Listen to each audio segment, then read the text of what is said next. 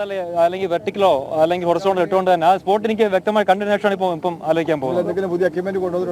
ഇല്ല, നേരത്തെ നമ്മൾ ഉത്തരാഖണ്ഡ് ഇപ്പം എന്താണ് ഉപയോഗിക്കേണ്ടത് ആദ്യം നോക്കണം. അത് എന്നിട്ട് കൂടി ആലോചിക്കണം. കാരണം NIT ഇപ്പം ഗ്രൗണ്ട് GPR വെച്ച് ഇപ്പോൾ അവർ ചെയ്യുന്ന പറഞ്ഞ കളക്ടർ ഇടയ്ക്ക് ട്രെയിൻ വെച്ച് വിളിച്ചും പറഞ്ഞ് GPR വെച്ച് നോക്കിയിട്ടുണ്ടെന്ന് പറഞ്ഞായിരുന്നു. അപ്പോഴത്തേക്ക് ആ NIA ആയിട്ട് സംസാരിക്കണം, NDRF ആളായിട്ട് സംസാരിക്കണം. ബാക്കിയെല്ലാം കൂടി ആലോചിച്ച് ഒരു ജോയിന്റ് ഓപ്പറേഷൻ എന്ന രീതിയിലാണ് മുൻകൂട്ടി. എക്സ്പീരിയൻസ് വെച്ചുള്ള പരിശോധനയാണ്. കാരണം ഒരുപാട് ചാനൽ ചെയ്തിട്ടുണ്ട്. അപ്പോൾ ആ എക്സ്പീരിയൻസ് വെച്ച് ഇത് കവർ ചെയ്യാൻ പറ്റും. കാരണം ലാൻഡ് സ്ലൈഡ്സ് ചെയ്തിട്ടുണ്ട്. ലാൻഡ് സ്ലൈഡ്സും ഇതിലാണ് എക്സ്പെർട്ട് ചെയ്തിരിക്കുന്നത്. ഇടുക്കി പെട്ടിമുടി അടക്കം ഉള്ള ലാൻഡ് സ്ലൈഡ്സും പിന്നെ അതിനേക്കാളും ഉള്ള മേജർ ആയിട്ടുള്ള ടണൽ ഓപ്പറേഷൻ ടണലിനകത്തുള്ള ആ ഒരു കൊളാപ്ഷൻ ഇതിൽ പോലും ചെയ്ത് വിജയിപ്പിച്ചിട്ടുണ്ട്. അല്ലല്ല, മന്ത്രിയുടെ ഞാൻ ആദ്യം ഇന്നലെ ഉച്ച കഴിഞ്ഞാൽ എനിക്ക് ഇൻഫർമേഷൻ കിട്ടുന്നതന്നെ. ഞാൻ സ്വയം ഒരു സിവിലിയനാണ്. ഞാൻ സംഭവം അറിഞ്ഞിട്ടുണ്ടായിരുന്നില്ല. പെട്ടെന്ന് NDRF ഇവിടെ വന്നതിന് ശേഷമാണ് ഞാൻ ശരിക്കും അറിയുന്നത്. അവരവിടെ അപ്പോഴത്തേക്ക് തന്നെ അവിടുത്തെ 4th battalion 2th battalion officer ഇൻചാർജുള്ള ആൾ നമ്പർ എടുത്ത് പുള്ളി ഇന്നലോട്ട് കോൺടാക്ട് ചെയ്ത് പുള്ളി ഒരുപാട് കാര്യങ്ങൾ ഇംപ്ലിമെന്റ് ചെയ്യാൻ അങ്ങനെ ചോദിച്ചുകൊണ്ടിരിക്കുകയാണ്. പുള്ളി അദ്ദേഹത്തെ പോയി കാണാൻ ഒരുപാട് നേരം കൊണ്ട് തിരക്കുകയാണ്.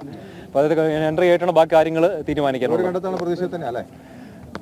ഇല്ല, ഞാൻ പറഞ്ഞില്ല. ആദ്യം എനിക്ക് ട്രക്ക് ലൊക്കേറ്റ് ട്രക്കിന്റെ അടുത്തേക്ക് എത്താന്നുള്ളതാണ്.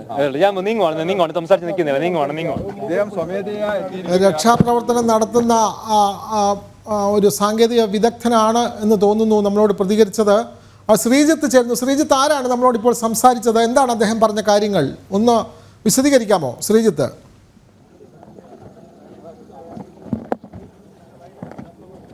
വിനോദ്, എന്തായാലും ഈ ലോറി ഉടമയുടെ കൂടെ ഈ സ്വമേധയാ ഇത്തരം പ്രവർത്തനങ്ങൾക്ക് വേണ്ടി ഒരു സൈനികൻ എന്നാണ് പരിചയപ്പെടുത്തിയാണ് അയാൾ ഈ സ്ഥലത്തെത്തിയിരിക്കുന്നത്. എന്തായാലും അയാൾക്ക് ഇതുമായി ഉത്തരാഖണ്ഡിലെല്ലാം ഇത്തരത്തിൽ പ്രളയമുണ്ടായപ്പോൾ ആ സ്ഥലങ്ങളിൽ ഇത്തരത്തിലുള്ള പ്രവർത്തനങ്ങൾ ചെയ്ത് പരിചയമുള്ളതായി അയാൾ സ്വയം പറയുന്നുണ്ട്. എന്തായാലും ആ ലോറിയുടെ ഉടമയുടെ കൂടെ എന്തായാലും ആ സ്ഥലത്തേക്ക്, ഈ ദുരന്തം നടന്ന സ്ഥലത്തേക്ക് അദ്ദേഹം പോകുകയാണ്. നിലവിൽ അദ്ദേഹം പോകുകയാണ്.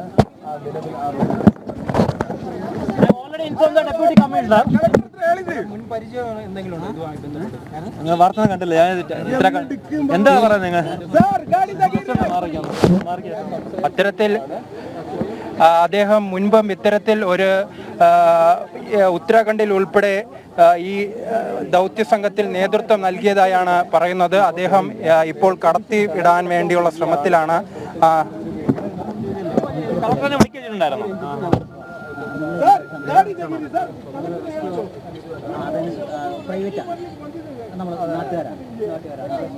നമുക്ക് അതിൻ്റെ കൂടുതൽ വിശദാംശങ്ങളിലേക്ക് തിരികെ വരേണ്ടതുണ്ട്. കാരണം ലോറി ഉടമയ്ക്കൊപ്പം എത്തിയ ഒരു സൈനികനാണ്. അദ്ദേഹത്തിന് ഇത്തരം പ്രദേശങ്ങളിൽ അദ്ദേഹത്തിന് ജോലി ചെയ്തുള്ള പരിചയമുണ്ട് എന്നാണ് അദ്ദേഹം മാധ്യമങ്ങളെ അറിയിച്ചത്.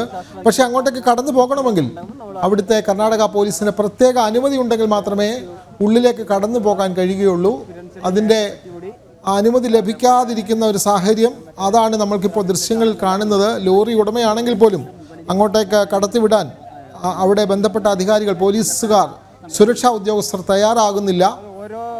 അത്തരം പ്രശ്നങ്ങളുമെല്ലാം അവിടെ നിലനിൽക്കുന്നു. കാരണം മഴ പെയ്യുന്ന സാഹചര്യം നിലവിൽ ഇപ്പോഴും അവിടെ അപകട സാധ്യത നിലനിൽക്കുന്നു. അവിടെ മണ്ണിടിയുന്ന സാഹചര്യം നിലനിൽക്കുന്നു. അതുകൊണ്ട് അങ്ങോട്ടേക്ക് അധികം ആളുകളെ കടത്തിവിടുന്നില്ല. മാധ്യമപ്രവർത്തകരെ പോലും കൃത്യമായി ഒരു പ്രത്യേക അകലത്തിലാണ് നിർത്തിയിട്ടുള്ളത്. രാവിലെ മാത്രമാണ് അല്പം ദൃശ്യങ്ങൾ പകർത്താൻ മാത്രമാണ് മാധ്യമങ്ങൾക്ക് അനുമതി നൽകിയത്. അവിടെ രക്ഷാദൗത്യം നടക്കുന്നുണ്ട് എന്നതിനെ സംബന്ധിച്ച ദൃശ്യങ്ങൾ പകർത്താൻ വേണ്ടിയിട്ടാണ് മാധ്യമങ്ങൾക്ക് അനുമതി നൽകിയത്. എന്നാൽ ഇപ്പോൾ ലോറി ഉടമയും അദ്ദേഹത്തിനൊപ്പം വന്ന ആളുകൾക്കും അങ്ങോട്ടേക്ക് പോകാൻ വേണ്ടിയിട്ട് അവർ അതിനു വേണ്ടിയിട്ടുള്ള ശ്രമം നടത്തുകയാണ്. പക്ഷേ ഇപ്പോഴും അവർക്ക് അനുമതി ലഭിച്ചിട്ടില്ല.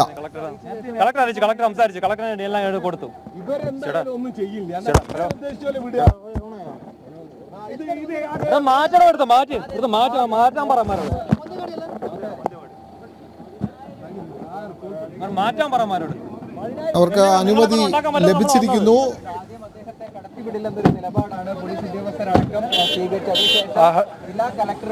അദ്ദേഹത്തെ കടത്തിവിട്ടിരിക്കുകയാണ്. ആ മുൻ സൈനികനെ ഇത്തരത്തിൽ പല ദൗത്യങ്ങളിലും പങ്കാളിയായ ദൗത്യത്തിൽ പങ്കാളിയ ആ സൈനികനെ കടത്തിവിട്ടിരിക്കുകയാണ്. അതോടൊപ്പം തന്നെ കൂട്ടിച്ചേർക്കാനുള്ളത് അദ്ദേഹം വലിയ വിമർശനമാണ് നിലവിൽ ഈ കർണാടക പോലീസിന് നേരെ പറഞ്ഞിരിക്കുന്നത്. കാരണം അദ്ദേഹം ഇത്തരത്തിലാണ് പറഞ്ഞത്, നിങ്ങളെ കൊണ്ട് കഴിയാത്തത് ഇത്രയും സമയമായി കഴിഞ്ഞില്ലല്ലോ, ഇനി ഞങ്ങൾ നോക്കിക്കൊള്ളാം എന്ന രീതിയിലാണ് അദ്ദേഹം പറഞ്ഞിരിക്കുന്നത്. എന്തായാലും മുൻപും ഇത്തരത്തിൽ ഉത്തരാഖണ്ഡിൽ ഉൾപ്പെടെ പലയിടത്തും എത്തി സ്വമേധയാ എത്തി ഈ ഇത്തരത്തിലുള്ള പ്രവർത്തനങ്ങൾ നടത്തിയിട്ടുള്ള ഒരു മുൻ സൈനികനാണ് നിലവിൽ ഇപ്പോൾ എത്തിയിരിക്കുന്നത്. എന്തായാലും അദ്ദേഹത്തെ നിലവിൽ ആ പ്രദേശത്തേക്ക് കടത്തിവിട്ടിട്ടുണ്ട്.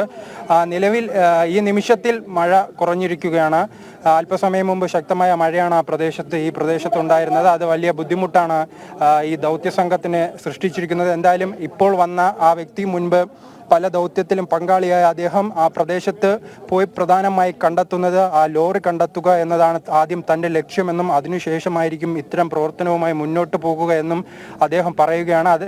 അതാണ് വളരെ കൃത്യമായ കാര്യം. ഇത്രയും സമയം കഴിഞ്ഞിട്ടും 100 മണിക്കൂർ കഴിഞ്ഞിട്ടും ആ ലോറി എവിടെയാണെന്ന് കണ്ടെത്താൻ നിലവിൽ ഈ കർണാടകയിൽ നിന്നുള്ള ദൗത്യസംഘത്തിന് കഴിഞ്ഞിട്ടില്ല. പല റഡാർ ഉൾപ്പെടെയുള്ള പല സാങ്കേതിക വിദ്യകളും ഉള്ള ഉന്നത ഉപകരണങ്ങൾ ഉൾപ്പെടെ ഇവിടെ എത്തിച്ചിട്ടും ഈ ലോറി എവിടെയാണെന്ന് കണ്ടെത്താൻ കഴിഞ്ഞിട്ടില്ല. അതിൻ്റെ പശ്ചാത്തലത്തിലാണ് ഈ കുടുംബാംഗങ്ങളുടെയും അതോടൊപ്പം തന്നെ ലോറി ഉടമയുടെയും നിർദ്ദേശവും അഭ്യർത്ഥന പ്രകാരം അദ്ദേഹം ഇങ്ങോട്ടേക്ക് വന്നിട്ടുള്ളത്.